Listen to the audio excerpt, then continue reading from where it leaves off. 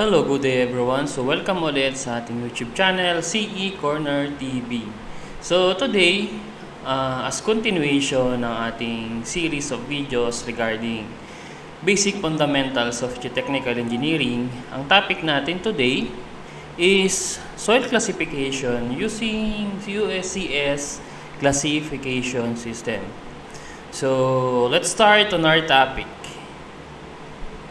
USCS classification method introduction. So, kung maaalala nyo sa mga previous videos na ginawa ko regarding sa geotechnical engineering, may different methods or system na available nowadays para maklasify natin yung soil. Meron tayong tinatawag na textural classifications na usually ginagamit for agricultural purposes, and meron din tayong dalawang soil classification system na ginagamit for engineering purposes. Yung una is si AASHTO classification system na na-discuss natin before. If hindi nyo pa siya nakikita or napapanood and you're interested to know about AASHTO classification system, meron tayong link sa description sa baba para mapanood nyo rin. But today, ang i-discuss natin is yung ikalawang classification system na ginagamit ng mga geotechnical engineering sa panahon nowadays. So, ang tawag dito is si USCS classification method, or pag sinabi natin USCS, ang ibig sabihin niya is Unified Soil Classification System. So, in definition, ano nga ba si Unified Soil Classification System? So, ito yung definition niya. Unified Soil Classification System is a soil classification system used in engineering and geology to describe the texture and grain size of the soil. The classification system can be applied to most unconsolidated materials and represented by two symbols. Each letter is described below.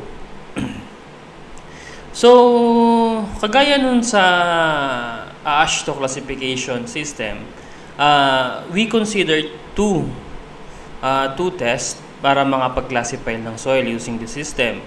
First, syempre, yung texture niya, tsaka yung sizes niya when we have to conduct sieve analysis, tsaka syempre, kailangan din natin mag-conduct ng Atterberg limits to determine the plasticity of soil. So, unlike kay AASHTO system, ang USCS system, nagkaiba sila dun sa naming or sa groupings nung kung paano nila kinaklasify yung soil. Kung maaalala nyo, sa AASHTO system, meron tayong, ang naming natin is more on A's. Parang meron tayo doong A1 hanggang A7. Then may mga subgroup siya, no? So, dito naman, instead na A yung gamitin natin, ang ginagamit ni USCS system is itong mga letters na to. Okay?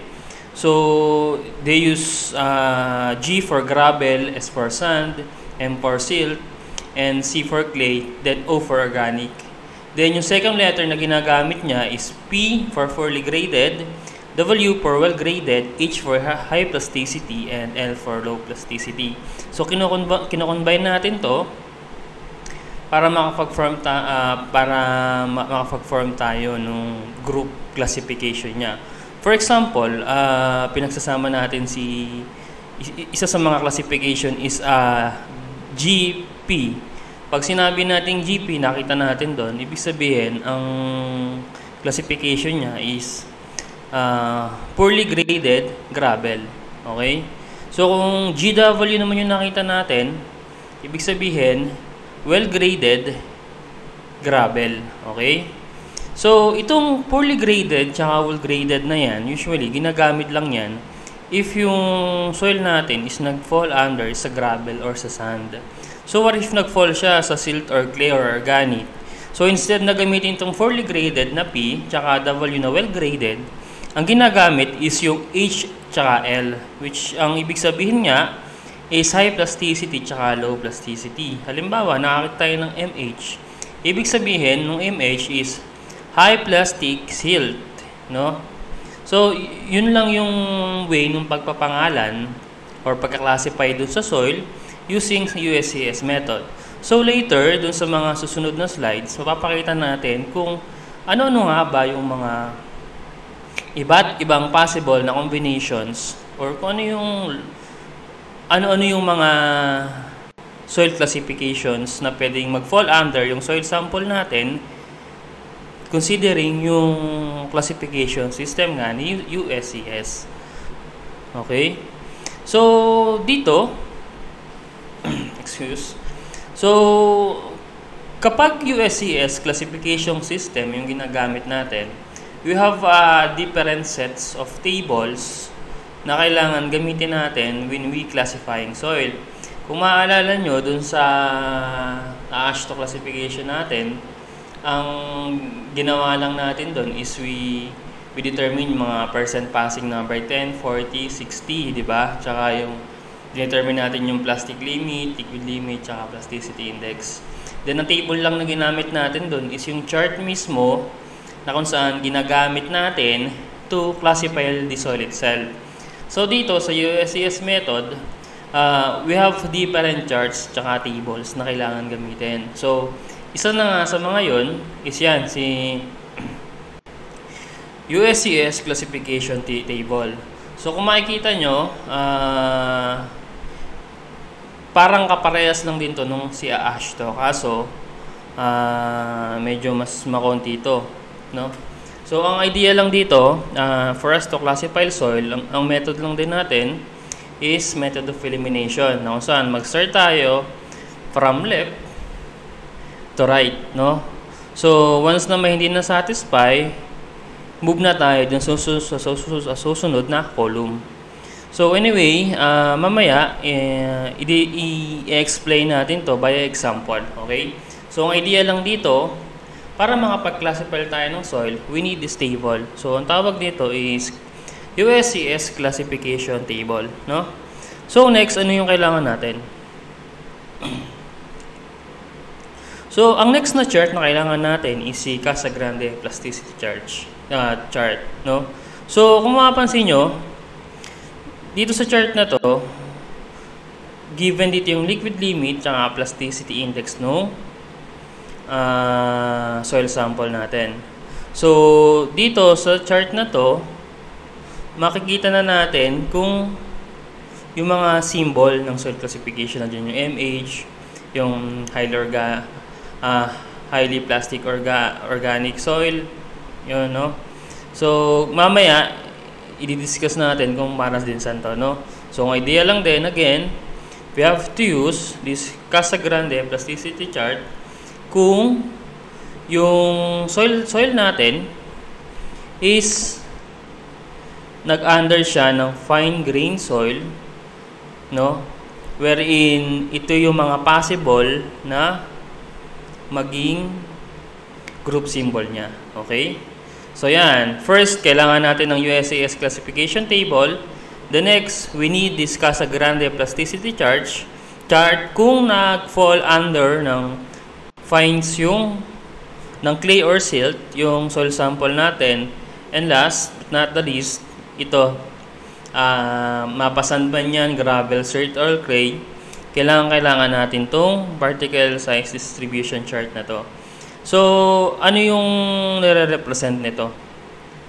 So, kung maaalala nyo, kapag nag-conduct tayo ng sieve analysis, meron tayong dong different sizes ng sieves. Merong number 4, number 10, number 40, number 60, number 160, number 200, and so on. No? So, dito, ipa-plot natin yung results ng data na nag-gather natin doon. So, ano yung mga kailangan natin? First, kailangan natin dito sa column na to is yung percent finer, no? So, mapapansin nyo dun sa mga results nung sieve analysis natin, ang kailangan nating makuha doon is yung percent passing this specific sieve, okay? Halimbawa, percent passing number 200. So, dito siya in percentage form. And dito naman sa side na to, yung number ng or yung sieve size, okay? So, based doon, ipa-plot natin yung halimbawa, for number 4, anong percent yung nag-pass doon? Let's say, dito sa case na to, ito, let's say, dito sa green na to, di ba? Halimbawa, percent passing number 4, itong square na to, ibig sabihin, ang percent passing number 4 based sa SIP analysis natin is nasa around 87.5, mga ganun, no? So, dito naman, for percent passing number 10 naman, so ipiplot lang din natin siya. Then, i-reflect natin siya dito. So, based dito, nasa around, 84%. So on so forth, hanggang makapag-create tayo ng particle size distribution curve. So, yung curve na nakikreate dito, ang tawag natin dito, again, particle size distribution curve. So, ito, may mga values tayo na makukuha or kailangan para makapag-compute tayo or makapag-classify tayo using USES classification. Okay? So, yan. Ulitin natin, ha. For us to classify soil using USES method, ito yung mga kailangan nating mga charts. First, kailangan natin ng USES classification table. Then, next, kailangan natin ng Casagrande plasticity chart. Again, itong chart na to is applicable only kung ang soil natin is nag-fall under silt or clay. But kung yung soil natin is sand or gravel, you can disregard this chart. Okay? The next is the particle size distribution chart. So, dito naman, mapa silt or clay yan, or mapa sand or gravel, we need to do this. No? We have to fill up this chart, create a particle size distribution curve, then mamaya, through this chart kasi, do banggitin ka na rin ngayon, makukuha natin yung D10, D30, tsaka D60 na kailangan natin para ma-determine natin yung coefficient of uniformity tsaka coefficient ng gradation. Okay? So, yan. Tatlong yan. So, please take note on that. Okay? So, yun. Nabanggit ko nga kanina, using USES classification system, meron tayong 28 na possible group classifications and symbols na pwedeng ma-create. Okay? So, meron tayong GW. So, ibig sabihin yan, well-grade gravel. So, yung GP, full-graded gravel, and so on, no? So, 28 siya possible. Okay? 28 possible group classifications. So, kung mapapansin nyo, si number 21, 24, tsaka 25, just to give you an advice, if kung sakaling may mga projects kayo na ma-experience, and unfortunately, yung structure nyo will fall under these categories, I highly suggest tanggalin nyo to.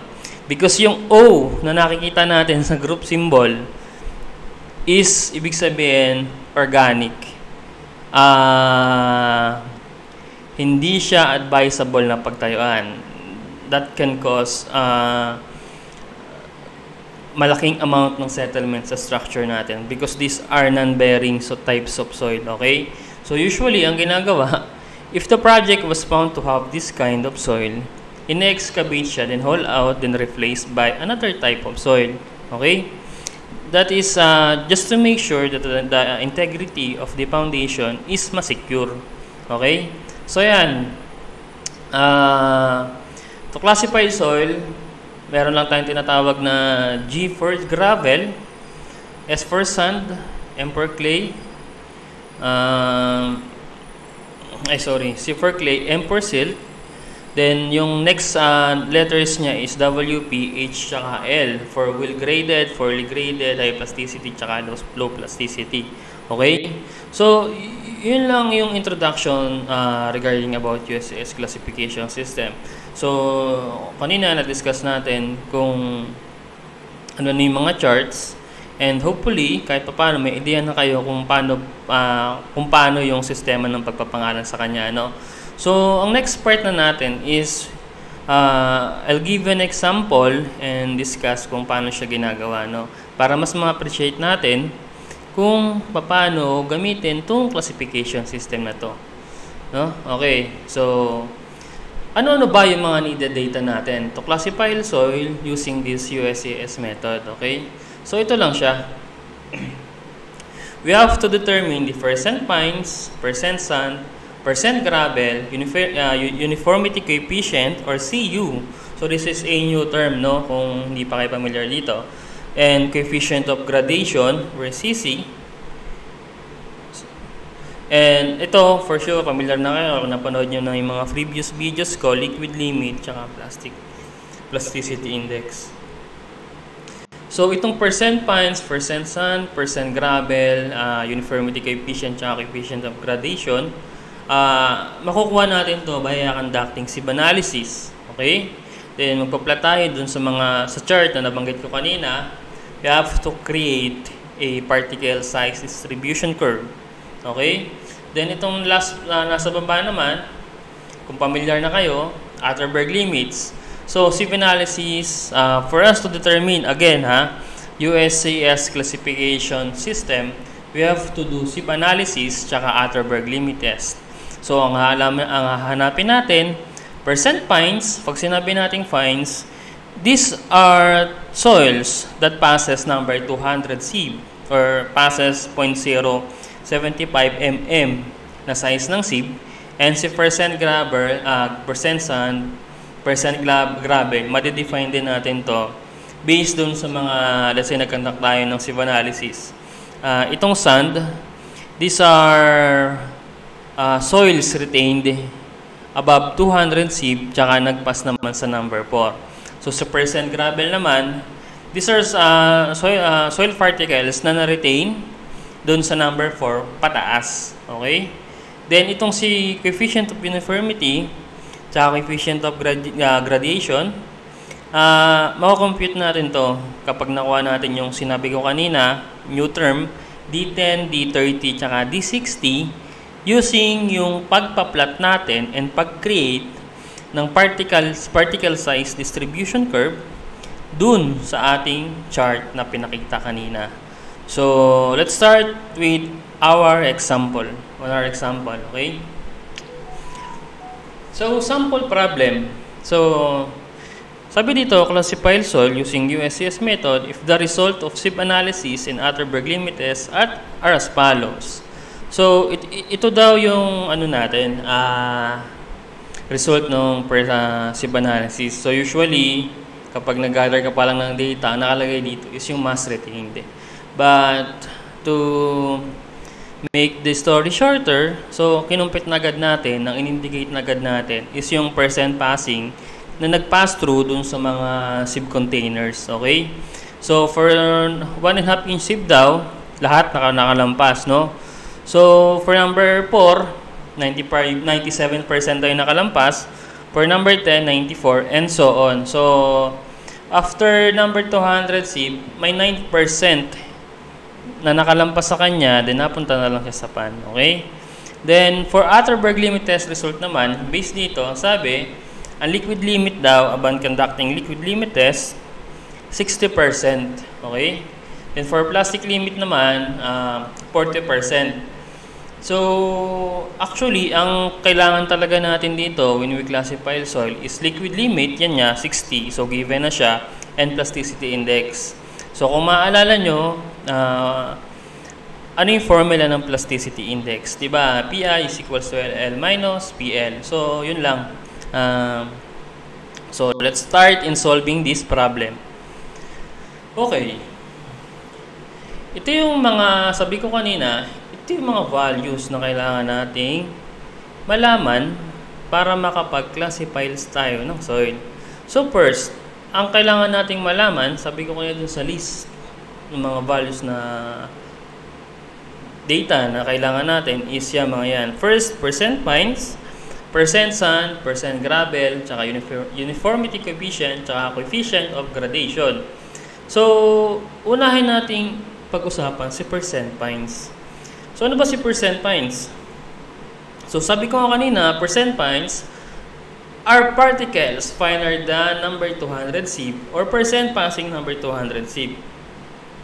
So, these are soil particles na nakalampas doon sa number 200. So, based dito sa result ng sieve analysis natin, 9% daw yung nakalampas doon sa number 200. So, anong ibig sabihin nun? So, based on sieve analysis result, Ang percent passing number 200 daw is 9%. So, doon sa first data na kailangan natin na percent pints, ibig sabihin, ang sagot is 9%. Okay? So, yan. Ito na yung sagot natin. Percent pints, 9%. So, next natin na kukumputin is yung percent gravel tsaka percent sand. Okay? So, nabanggit ko na rin kanina, para ma-determine natin yung percent sand tsaka percent gravel, kailangan nating malaman kung ano yung percentage nung mga na-retain dun sa mga sieve containers. So, 4% sand, 4% sand, sorry, hindi ko pala siya na-edit. This one should be sand, okay? Typo error. So, pag sinabi nating percent sand, yun yung mga particles na naiwan sa number 10 or nag-pass through sa number 4 or hanggang sa number 200. Okay? So, okay, ulitin ko ha. Pag sinabi nating percent sand, yun yung nag-pass through sa number 4 but naiwan sa number 200. So, considering dito, nag-pass through sa number 4, 97, but na-retain sa 900. Okay? So, ito siya. Okay?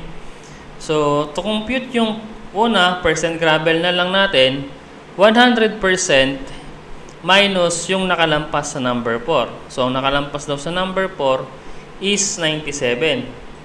No? So, para ma-determine natin yung percent gravel, 100 minus 97 lang. So, yung percent gravel natin is 3%. No? So, next naman, to compute the value of sand naman, yung percent sand is 100 minus yung nakalampas sa number 200 sieve, which is ito kanina, si 9, minus yung percentage ng gravel na nakuha natin kanina. So, ibig sabihin, 100 minus 9, yung nakalampas sa number 200, plus yung percentage ng gravel na na-compute natin kanina. So, yung percent sand natin is 88%. So, yun, okay na. Meron tayong percent pints, which is 9%. Then, na-compute na natin si percent sand, which is 88%. Then, percent ng gravel, which is 3%. Okay. Doon na tayo sa next value na kailangan natin kunin. So, ang next natin na i-determine is si uniformity coefficient tsaka coefficient of gradation. So, paano natin siya kukunin? So, to compute the uniformity coefficient and coefficient of gradation, sieve analysis result should be plotted in grain size distribution curve and check the values of D60, D30, and D10. So, ano na ba yung mga yon? So, yan. Ito, nag-plot na ako nung results nung sieve analysis natin. So, isa-isahin natin ha. So, dito, hindi ko na nilagay itong percent passing ng 100. So, banda rito pa yan, no? So, dito na tayo nag-start sa number 4. So, number 4, ipoproject mo lang siya pataas, tapos ang sabi dyan, 97%. So, yan, dapat katapat niya yung 97% dito. So, usually, kapag nagpa-plot tayo nung sa particle size distribution na graph na to, whole bond paper siya na para at least yung pagkakahati-hati nung in between ng 100, 90, tsaka 4 at 10 and so on, no, ma-divide natin sa 10, no, by a ruler, no, kasi yung distance between nung mga yan is uneven. Okay? So, ang idea lang, as much as possible, yung table natin should be large enough para mas maging precise yung ano natin, yung data results natin. So, yun yung idea lang. So, number 4, project natin sa taas, ang equivalent niya 97%. So, dito siya. So, sa number 10 daw, project natin pataas. Sabi dito, 94 daw. So, tatapat natin siya sa 94. Okay? So, dito naman, sabi number 10, number 20, so, some here siya. So, project natin, then 84%. So, hanggang ma-plot natin lahat ng data na meron tayo. So, once na nakapag-create ng tayo nitong blue na to, ulitin ko, yung blue na to, ang tawag dito is particle size distribution curve. So, ano yung kukunin natin dyan? So, kailangan nating mag-project nung sa 60%, sa 30%, tsaka 10%. So, we have to create line, then alamin natin kung saan siya nag-intersect sa curve natin. Okay? So, yan. Once nakapag-create na tayo niyan, ipoproject naman natin siya downward. Okay? So, for example, yung sa percent finer na si 60, no? Ipoproject natin yung pababa. Okay? So, dito siya napunta. Between siya ng number 30 tsaka number 40. So, for 30 naman, between siya ng number 60 tsaka 100. So, for number 10 naman, between siya ng 100 tsaka 200. So, ano yung kukunin natin dyan? Kanina, nabanggit ko, para makapag-determine tayo ng coefficient of uniformity, kailangan natin ng D60, tawag dito, D30 tsaka D10. So, aalamin natin kung ano yung size ng sieve na kung saan nag-intersect yung particle size distribution curve natin tsaka yung lines na pinroject natin at 60% finer, at 30% finer, tsaka 10% finer. So, yan. Dito siya nag-fall. Okay, dito.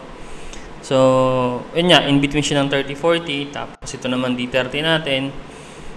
Between 60 tsaka 100. Then, si D10 naman between 100 tsaka 200.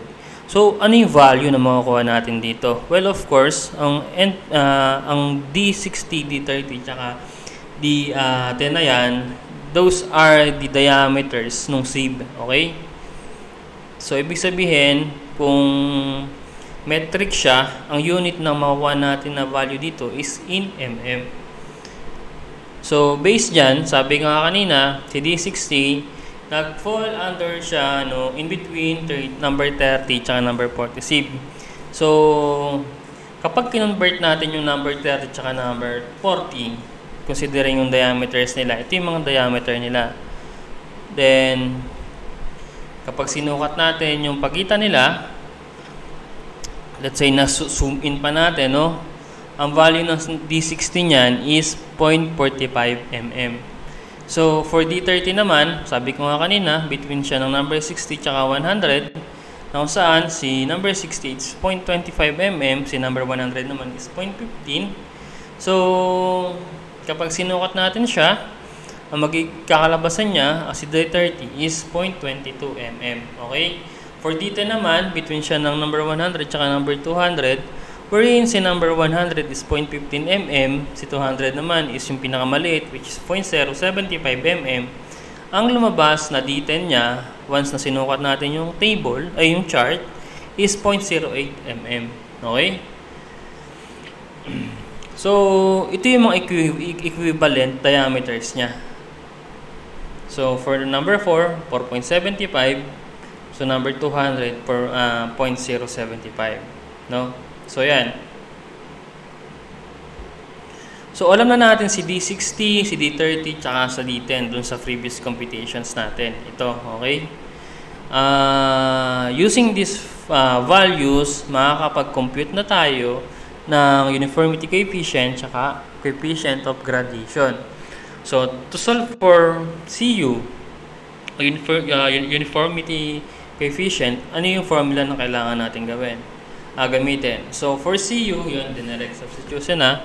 Ang kailangan lang natin para ma-determine yan is D60 over D10. Dito, si D60 natin is 0.45, no? Wherein si D10 natin, si 0.08. So, si CU natin, kapag dinivide natin yan, will be 5.625. So, may CU na tayo. So, para naman, ma-determine natin si uniformity coefficient or si CC, no? Crowd control. Yun yung formula niya. D30 squared over kay D60 times D10. So, by direct substitution, ang makuha nating value for CC, considering yung SIB analysis result natin kanina, is 1.34. So, okay na. Meron tayong CU tsaka CC. Wow! Easy. Diba? So, okay. Sabi ko nga kanina, for us to determine or classify the soil using USCS method, kailangan natin ng chart, syempre, ng Unified Soil Classification System. So, kanina na-compute na natin yung percent fines, percent sand, tsaka percent gravel, CU, CC, tas given na natin yung limit kanina, which is 60%, tapos kinumpute na natin dito yung PI, 60 minus 40 is equals to 20. So, these are the values na kailangan meron na tayo para makapag-classify tayo ng soil using Unified Soil Classification System. So, start na tayo. So, ang una natin gagawin dito sa column na to. Sabi ko nga kanina, method of elimination from left to right, then top to bottom. Okay?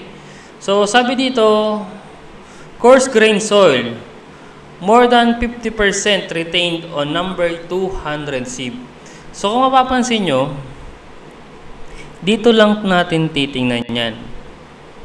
So, ito daw yung percentage ng soil particles natin na na-retained sa number 200 SIB pataas. So, kung si percent fines is less than 50%, ang gagamitin natin na values is yung nasa taas. Okay? Ibig sabihin, mabuhangin siya or magraba. Pero kung si percent fines natin is, let's say, 50% or more, ibig sabihin, yung soil particles natin, it's either silt or clay, or is either silts or clay. So, considering tong percent fines natin, ibig sabihin, nandito tayo sa taas, core grain soil. So, X na si fine grain soil, okay? So, in short, ang magiging values na lang natin is maaalin dito kula GW, GP, GM, GC, SW, SP, SM, and SC. Okay? Okay, next. Ang next naman na tatanungin dito is aalamin natin kung yung soil samples natin is under ba siya ng gravel or sand. So, sabi dito sa taas, more than 50% of coarse fraction retained on number 4 SIB. So, dito, titingnan lang natin kung ano yung percentage ng gravel natin. Okay? Kapag more than 50% yung gravel natin, ibig sabihin, under siya ng gravel. Pero check natin yung gravel natin dito kanina. Sabi dito, 3% lang daw yung percentage ng gravel natin. So, X na siya. So, dito naman, 50% or more of coarse fraction passes number 4. So, dito naman, yung percent sand natin, 88%. So, ibig sabihin, more than 50% siya. So, ibig sabihin, under siya ng sand. Okay? So, lumit na yung pagpipilian natin. So, yung soil sample natin, pwede siyang SP, SW, SM, SC. Okay? So, 4 na lang. Okay? So, next naman, ang sabi dito, pwede siyang maging clean sand or sand with fines. Sabi dito, para maging clean sand siya, kailangan daw less than 5% yung fines. Yung fines natin dito, 9%. So, hindi siya clean sand. Okay? So, next na tayo, sand with fines more than 12%. Dito naman, para maging sand with fines siya, kailangan more than 12% yung percent fines niya. Kaso, yung percent fines natin, 9%, which is lower than 12%. So, ibig sabihin, hindi siya. Ano nangyari? Baka hindi lupa to. So, kapag nangyari yan, magbe-base tayo dito sa baba. Okay? So, basahin nyo to. Sabi dito, sand with 5 to 12% fines requires dual symbol. So, kung yung percent fines daw natin na na-under ng sand is between 5 to 12, kailangan daw dual symbol. So, hindi siya SWSP, SMSC lang, no? So, pwede siyang SWSM, SWSC, SPSM, tsaka SPSC.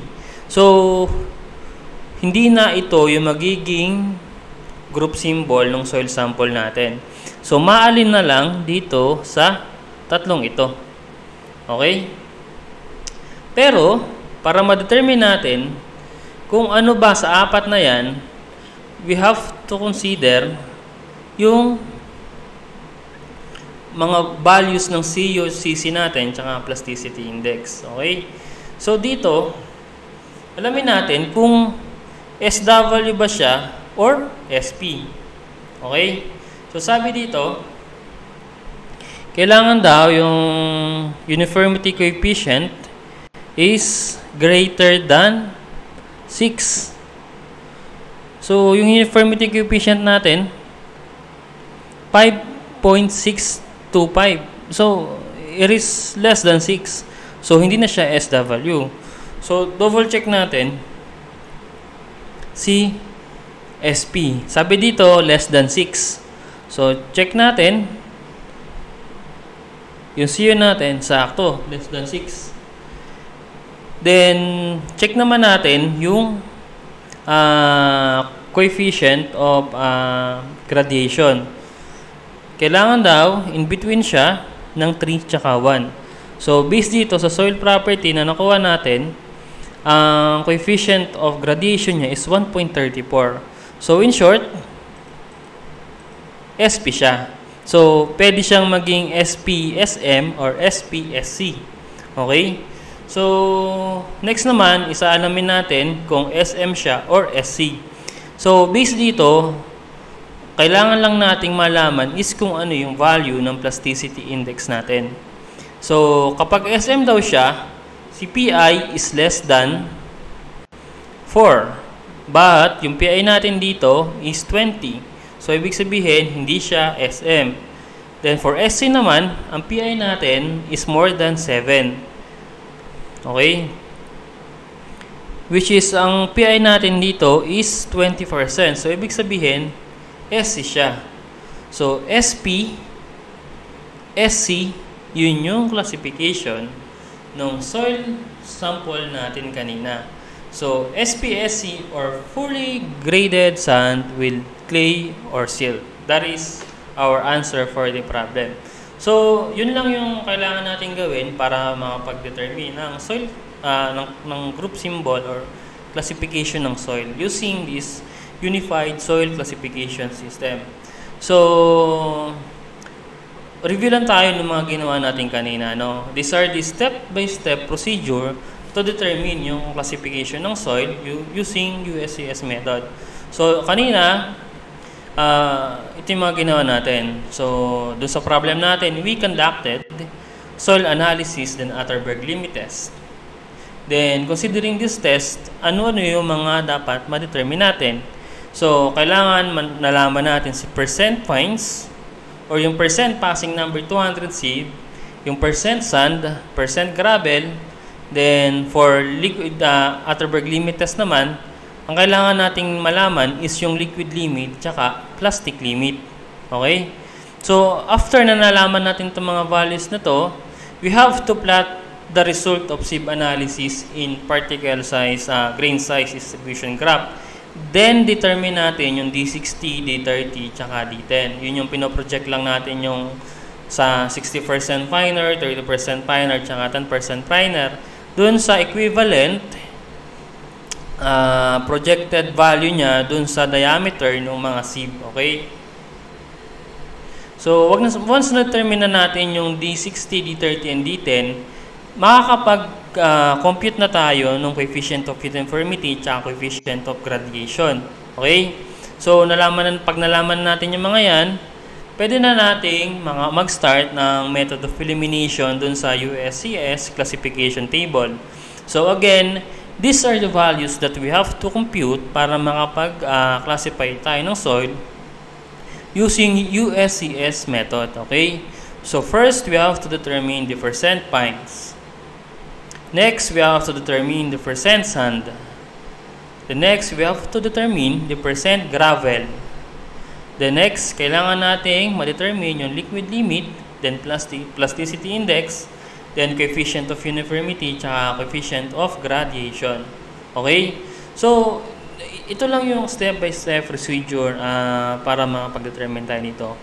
Usually, if you ask me, Sir, Engineer, Pre, ano ba yung mas ginagamit lalo na sa Philippines, no? So, sa atin sa Pilipinas, ang widely used talaga between AASHTO and USCS method is si USCS method. If you'll see yung mga soil investigation report ng mga geotechnical engineer kapag nagkaroon sila ng soil investigation prior sa construction ng project, ang ginagamit nilang classification system is USCS. Okay? But then again, there are cases, lalo kung mga land development works yung projects, ginagamit pa rin si AASHTO. But between those two, based sa experience ko, ang madalas ginagamit talaga is si USCS classification table system. Okay? So as much as possible, I suggest try to solve this kind of this USCS classification system. Okay? Kasi once na nakagraduate tayo, if you're still an engineering student now or kakagraduate nyo lang, later on, if napunta kayo sa field na kung saan kinakailangan nyo ng ideya na to, for sure, may encounter nyo to. So at least, pag nakita pa lang natin yung soil investigation report natin, makita pa lang natin yung soil classification niya. Halimbawa, nakita natin na GW or SW yung group classification niya. So, we can safely say na good quality yung yung soil na meron tayo dun sa project natin. Kasi, sabi ko nga before, like dun sa AASHTO, usually, those types of soil na granular is much better kaysa dun sa clayey na soil when it comes dun sa shear strength ng soil. Okay? So, that's all for this topic. I hope you guys learned something on this, and if you're interested sa ibang topics ng geotechnical engineering or you need some review dun sa subject na to, I highly recommend that you should subscribe sa ating YouTube channel. Dahil sa mga susunod na linggo or sa mga previous weeks nakapag-upload na tayo ng different topics regarding geotechnical engineering. So in the near future, bukod sa geotechnical engineering, mag-upload din tayo ng iba't ibang topics pa regarding civil engineering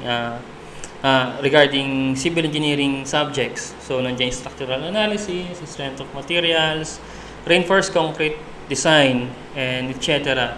So make sure if you find this video knowledgeable and helpful as a student or engineering graduate, please subscribe on my YouTube channel. This will help me a lot. Okay?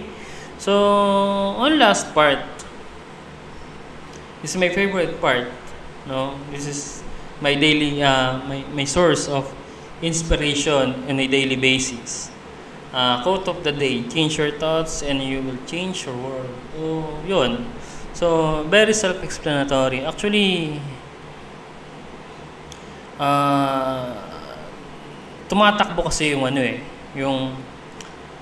yung tawag dito, yung mundo natin or yung mundo mo, di ba? Depende sa paano ka mag-isip. Halimbawa, sa current events ngayon, di ba? Maraming estudyante na nahihirapan sa modular learning or e-learning. This is just my opinion, no? So, regardless students man o hindi, for me kasi, then based din dun sa mga previous books, tsaka mga nakausap ko, humihirap lang kasi yung buhay ng isang tao. Depende sa kung paano siya mag-isip. So, if you find yung ginagawa mo as kapakipakinabang or ni-enjoy mo yung ginagawa mo, for sure hindi ka mahirapan dyan. There will be some struggle, but the stress is not that much kasi na-appreciate mo kung para saan yun. So as much as possible, I suggest if you're doing something, do it with your heart, okay? Para hindi ganun ka-stressful. Yes, nowadays, yung nagiging setup natin due to pandemic is not that good. Lahat nag-a-adjust, teachers, students, parents. But then again, depende na rin yan kung paano natin iti-take yung pagbabago. As much as possible, try to appreciate kung anong ginagawa natin. Appreciate kung ano yung para sa yon, para yung stress level natin habang ginagawa natin yung mga task na yun is ma-reduce. Promise, very effective siya. Okay?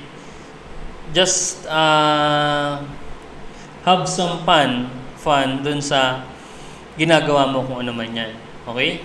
So, yun lang, and thank you very much for watching this video, and again, hope you guys learned from this, and please subscribe on my YouTube channel. Thank you and God bless us all.